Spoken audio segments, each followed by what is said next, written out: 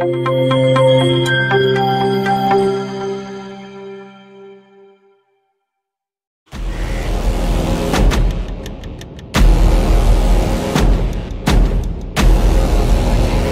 लाज वाटली पाहिजे। एखादा माणूस स्वतःचा खाजगी पैसे खर्च करून ही जागा स्वच्छ करतोय, पण तुम्ही त्या गोष्टी करू शकत नाही। जर नेरळ ग्रामपंचायतीला जमत नसेल आणि जर माजी सरपंच ज्यांनी या नेरळला विकासाचे दिवस खऱ्या अर्थाने दाखवले, त्यांच्या माध्यमातून त्यांच्या स्वखर्चातून आज नेरळमध्ये नेरळ स्वच्छकरण करण्याचं काम या ठिकाणी चालत आहे।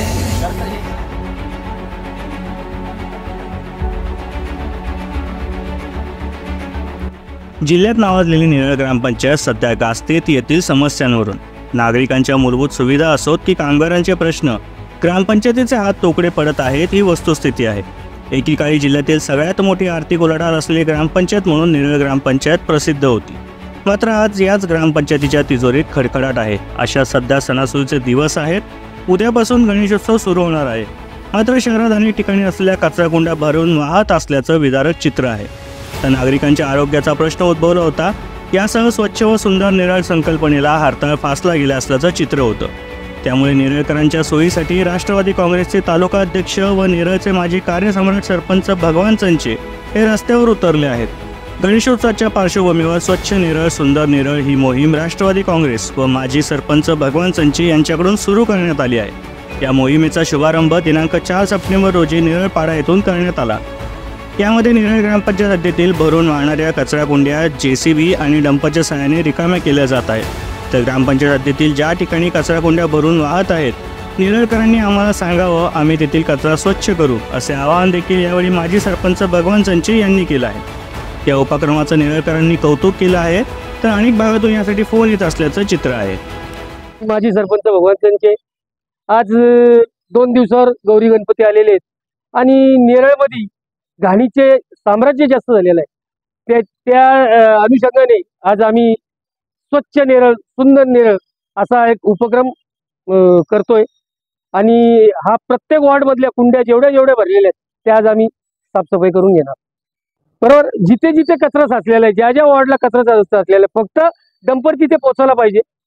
तिथे नागरिकांनी फोन करा, तिथे गाडी पोहोचेल आमची। नेरळमध्ये सर्वात मोठा सण येत आहे गणेशोत्सवाच्या माध्यमातून संपूर्ण नेरळमध्ये आनंदाचं वातावरण असतं आणि याच पार्श्वभूमीवर नेरळ ग्रामपंचायतीचे माजी सरपंच ज्यांनी या नेरळला विकासाचे दिवस खऱ्या अर्थाने दाखवले, त्यांच्या माध्यमातून त्यांच्या स्वखर्चातून आज नेरळमध्ये नेरळ स्वच्छकरण करण्याचं काम या ठिकाणी चालत आहे। तर हे काम ग्रामपंचायतीच्या माध्यमातून झालं पाहिजे होतं, पण ज्याला खरंच नेरळची आवड आहे, ज्याच्यामध्ये ज्यांनी नेरळचा विकास कसा झाला पाहिजे हे खऱ्या अर्थाने दाखवून दिला, असे आमचे नेरळचे माजी सरपंच यांच्या स्वखर्चाने हे काम होत आहे। खरंच ही चांगली गोष्ट, त्यांच्या अशा कामांना आम्ही नेहमीच सहकार्य करू आणि त्यांनी यामध्ये नेरळमध्ये चांगली कीटकनाशकांची फवारणी सुद्धा केली होती।